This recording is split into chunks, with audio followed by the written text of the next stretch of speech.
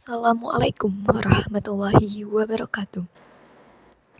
Perkenalkan, saya Nazwa Bunga Lestari, mahasiswi Pendidikan Ekonomi Angkatan 2022 dengan NPM 2213031040.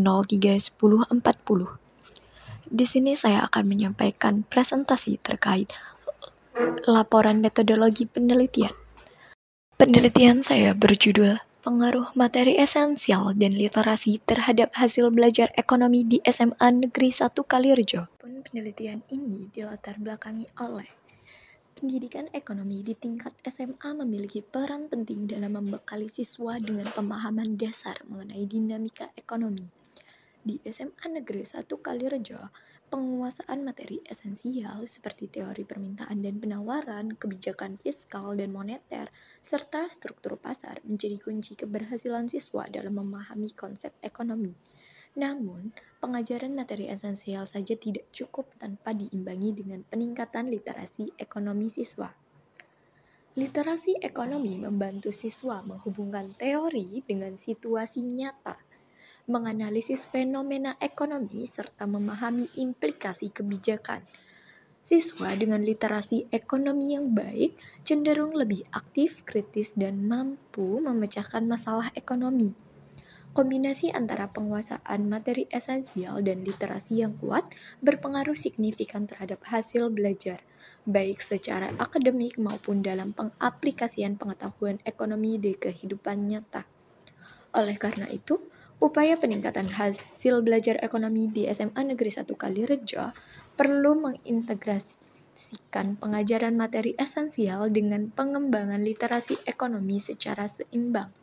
Hal ini diharapkan dapat menghasilkan siswa yang cerdas secara ekonomi dan mampu berkontribusi dalam masyarakat.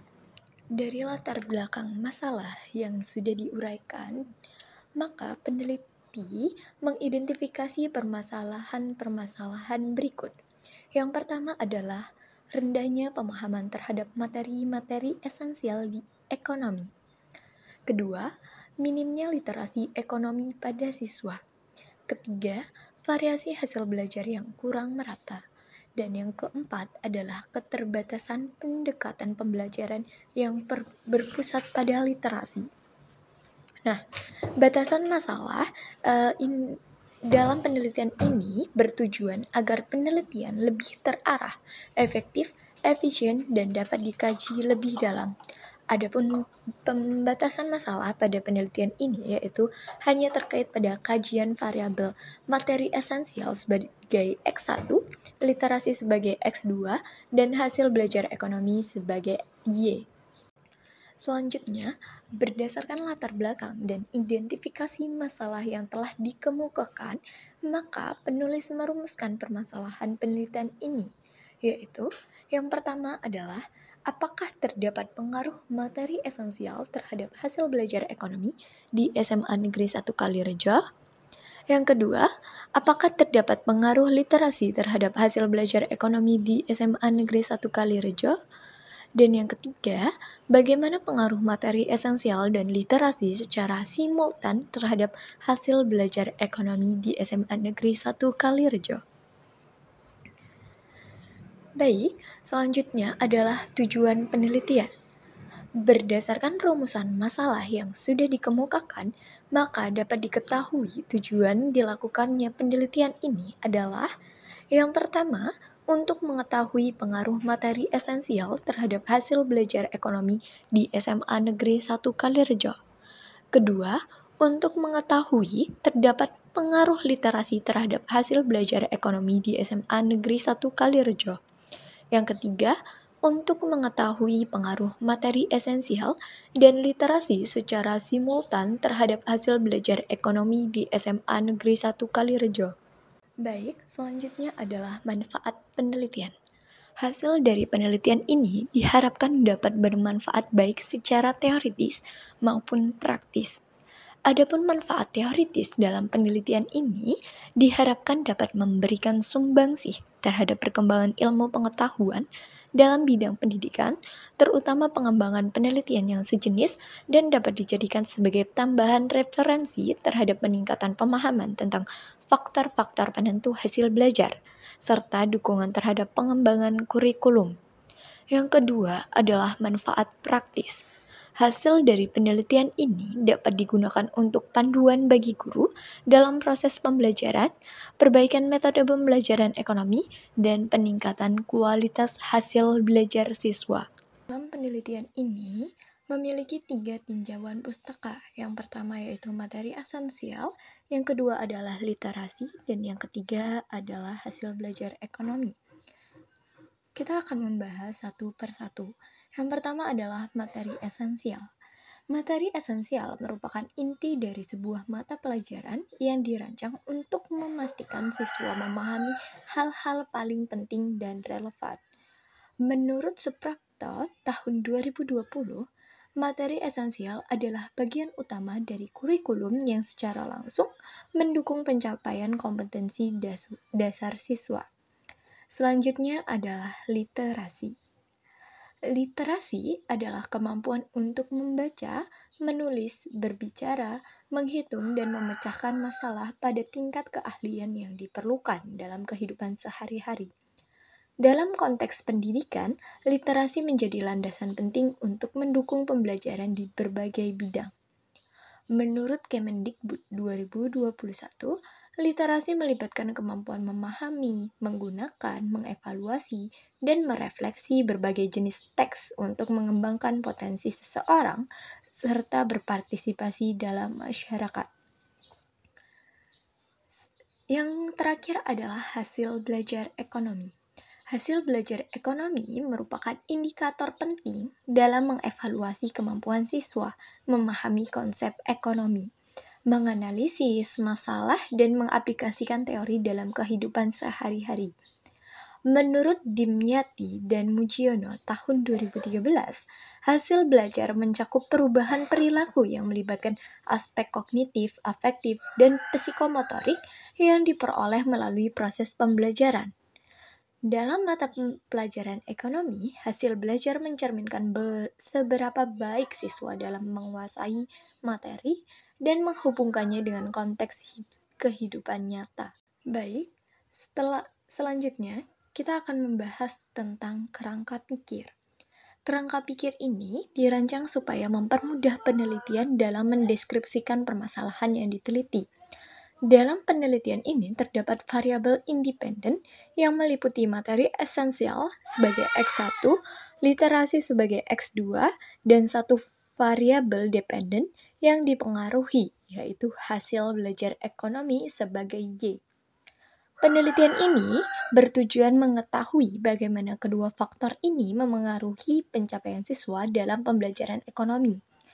Materi esensial yang disajikan dengan fokus pada konsep-konsep inti dianggap mampu meningkatkan pemahaman siswa karena mereka hanya mempelajari topik yang paling relevan dan penting dalam konteks pembelajaran ekonomi.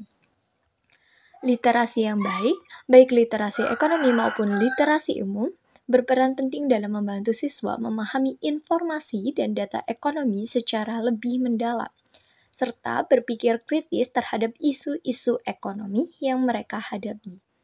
Dengan demikian, penelitian ini mengusulkan adanya hubungan positif antara materi esensial dan literasi terhadap hasil belajar ekonomi siswa. Setelah kita mengetahui kerangka pikir dari penelitian ini, maka kita bisa mengambil hipotesis penelitian. Berikut beberapa hipotesis penelitian berdasarkan permasalahan sesuai dengan kerangka pikir. Yang pertama yaitu adanya pengaruh materi esensial terhadap hasil belajar ekonomi di SMA Negeri 1 Kalirejo. Yang kedua, adanya pengaruh literasi terhadap hasil belajar ekonomi di SMA Negeri 1 Kalirejo. Yang ketiga, adanya interaksi secara simultan antara materi esensial dan literasi terhadap hasil belajar ekonomi di SMA Negeri 1 Kalirejo. Metode penelitian merupakan suatu rangkaian dalam penelitian. Adapun jenis penelitian dalam penelitian ini adalah penulis memakai metode deskriptif verifikatif dengan pendekatan kuantitatif. Penelitian ini merupakan suatu kegiatan yang dilaksanakan secara terencana dan sistematis untuk mendapatkan jawaban pemecahan masalah terhadap fenomena-fenomena tertentu. Metode verifikatif dapat diartikan sebagai penelitian yang dilakukan terhadap populasi atau sampel tertentu dengan tujuan untuk menguji hipotesis yang telah ditetapkan dan menentukan tingkat pengaruh variabel-variabel dalam suatu kondisi. Selanjutnya adalah populasi dan sampel. Menurut Sugiono, tahun 2019 menyatakan bahwa populasi adalah wilayah generalisasi yang terdiri atas objek atau subjek yang mempunyai kualitas dan karakteristik tertentu yang ditetapkan oleh penelitian untuk dipelajari dan kemudian ditarik kesimpulannya. Jadi, populasi berhubungan dengan data, bukan manusianya. Populasi dalam penelitian ini adalah siswa kelas 10 dan 11 IPS yang mempelajari mata pelajaran ekonomi, yaitu sebanyak 78 siswa.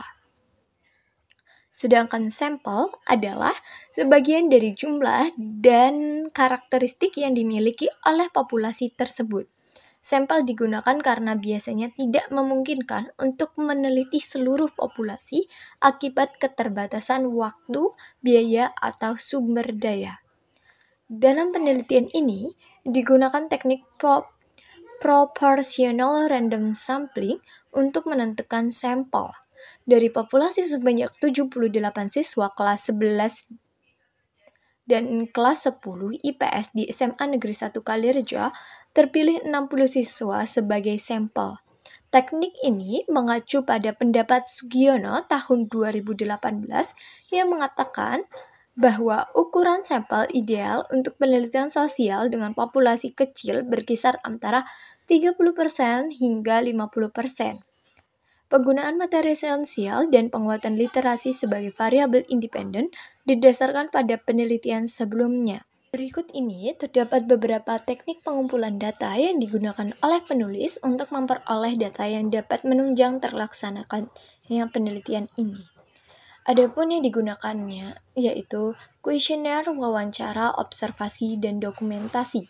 Kuesioner merupakan teknik pengumpulan data dengan membuat daftar pertanyaan atau pernyataan dan diberikan kepada responden untuk dijawab. Kemudian, yang kedua adalah wawancara. Wawancara dilakukan dengan cara tanya jawab dengan responden atau informan untuk memperoleh informasi yang dibutuhkan untuk penelitian. Wawancara digunakan untuk menggali informasi atau persepsi subjektif dari informan terkait topik yang ingin diteliti. Serupa dengan kuesioner, pertanyaan wawancara perlu diujikan kemampuannya supaya peneliti dapat memperoleh data yang dibutuhkan. Ketiga adalah observasi. Observasi merupakan suatu proses yang kompleks, suatu proses yang tersusun dari berbagai proses biologis dan psikologis. Observasi juga merupakan teknik pengumpulan data yang dilakukan lewat pengamatan langsung. Dua di antaranya yang terpenting adalah proses-proses pengamatan dan ingatan. Teknik pengumpulan data dengan observasi digunakan bila peneliti berkenaan dengan perilaku manusia, proses kerja, gejala-gejala alam, dan bila responden yang diamati tidak terlalu besar. Observasi dilakukan di lokasi penelitian, yaitu SMA Negeri 1 Kalirejo. Selanjutnya adalah dokumentasi. Metode dokumentasi dilakukan untuk memperoleh data mengenai hal-hal atau variabel yang berupa catatan, gambaran, dan data mengenai jumlah siswa kelas 10 dan 11 IPS SMA Negeri 1 Kalirejo, dan data sekunder lainnya yang dianggap menunjang dan berguna bagi peneliti. Selanjutnya, yaitu teknik pengumpulan data menggunakan uji SPSS. Yang pertama harus diuji adalah uji validitas instrumen. Uji ini digunakan untuk mengukur sejauh mana alat ukur yang digunakan dapat mengukur apa yang diharapkan oleh peneliti. Dengan menggunakan alat instrumen penelitian yang sudah valid, maka alat instrumen tersebut dapat mengukur apa yang seharusnya diukur. Kriteria pengujian yaitu Jika R hitung lebih besar daripada R tabel dengan taraf signifikasi 0,05 dan DK sama dengan N, yaitu sampel yang diteliti, maka alat ukur tersebut dapat dikatakan valid. Begitu juga sebaliknya, jika R hitung lebih kecil daripada R tabel, maka alat ukur tersebut dikatakan tidak valid. Selanjutnya yaitu uji reliabilitas instrumen. Uji ini adalah suatu alat yang digunakan untuk mengukur sebuah keeksistensian kuesioner yang merupakan indikator dari variabel atau konstruk. Dalam penelitian ini, peneliti menguji reliabilitas instrumen dengan menggunakan rumus Alpha-Cronbach. Uji dengan rumus ini digunakan jika alternatif jawaban dalam sebuah instrumen terdiri dari 3 atau lebih alternatif pilihan atau juga instrumen terbuka. Uji ini memiliki kriteria, yaitu apabila nilai R hitung lebih besar daripada R tabel dengan taraf signifikansi sebesar 0,05, maka alat ukur tersebut dapat dinyatakan reliable atau dapat diandalkan. Dan sebaliknya, jika R hitung lebih kecil daripada R tabel, maka alat ukur tersebut dinyatakan tidak reliable. Setelah kita membahas tentang teknik pengumpulan data, selanjutnya kita akan membahas tentang uji persyaratan analisis. Uji yang pertama dilakukan adalah uji normalitas. Dengan penggunaan statistik parametrik, terdapat salah satu uji persyaratan yang harus dipenuhi, yaitu uji normalitas data populasi. Uji normalitas merupakan suatu jenis uji statistik untuk menentukan apakah sampel yang digunakan berdistribusi normal atau tidak. Pengujian normalitas distribusi data populasi dilakukan dengan menggunakan metode Kolmogorov-Smirnov test atau bisa disebut dengan uji KS. Dengan syarat hipotesis yang digunakan yaitu H0, data berasal dari populasi yang berdistribusi normal. H1, yaitu data berasal dari populasi yang berdistribusi tidak normal. Dengan kriteria pengujian, membandingkan nilai D terhadap nilai D pada tabel Kolmogorov-Smirnov dengan taraf nyata atau signifikasi, maka aturan pengambilan keputusan dalam uji ini yaitu jika D lebih kecil sama dengan D tabel, maka terima H0 dan tolak H1. Jika D lebih besar atau sama dengan D tabel, maka tolak H0 dan terima H1. Selanjutnya yaitu uji homogenitas. Dalam penggunaan statistik parametrik, uji persyaratan yang harus dipenuhi yaitu uji homogenitas. Uji homogenitas merupakan suatu pengujian untuk mengetahui data sampel yang diperoleh berasal dari populasi yang bervarian sama atau homogen atau tidak. Jika homogenitas ini biasanya digunakan sebagai syarat dalam suatu analisis independen, sampel t-test, dan ANOVA. Dasar pengambilan keputusannya yaitu jika nilai signifikansi lebih dari 0,05, maka distribusi data dikatakan homogen. Jika nilai signifikansi kurang dari 0,05, maka distribusi data dikatakan tidak homogen. Setelah kita melakukan uji analisis instrumen, selanjutnya kita akan memakai uji asumsi klasik. Dalam pengujian asumsi klasik ini bertujuan untuk memberikan kepastian bahwa persamaan regresi yang diperoleh mempunyai ketepatan dalam estimasinya, tidak bias dan konsisten sehingga asumsi klasik menjadi suatu syarat dalam analisis regresi. Uji yang pertama kita lakukan yaitu uji linearitas garis regresi. Uji linearitas regresi dilakukan untuk mengetahui apakah pola regresi bentuknya linear atau tidak. Kriteria pengujian yang ditetapkan untuk menyatakan linearitas garis regresi dengan menggunakan harga koefisien signifikansi dan dibandingkan dengan nilai alfa yang dipilih oleh penelitian ini. Uji keberartian dan kelinearan dilakukan untuk mengetahui apakah pola regresi benar-benar linear dan berarti. Selanjutnya yaitu uji multikolinearitas. Uji ini digunakan untuk membuktikan atau menguji ada tidaknya hubungan yang linear antara variabel bebas yang satu dengan variabel bebas lainnya, untuk mengetahui ada atau tidak korelasi antar variabel bebas dapat diketahui menggunakan statistik korelasi produk momen. Yang ketiga yaitu uji autokorelasi. Pengujian ini digunakan untuk mengetahui apakah terjadi korelasi di antara data pengamatan atau tidak. Adanya autokorelasi dapat mengakibatkan penaksir mempunyai varians minimum. Dalam penelitian ini menggunakan metode uji autokorelasi yaitu statistik di Durbin-Watson. Yang selanjutnya yaitu uji heteroksiditas. Uji ini digunakan untuk mengetahui apakah variasi residual absolut sama atau tidak sama untuk semua pengamatan.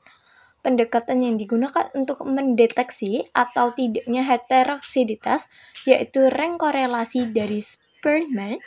Kriteria yang digunakan untuk menyatakan apakah terjadi heteroksiditas atau tidak menggunakan harga koefisien signifikansi dengan membandingkan tingkat alfa yang ditetapkan.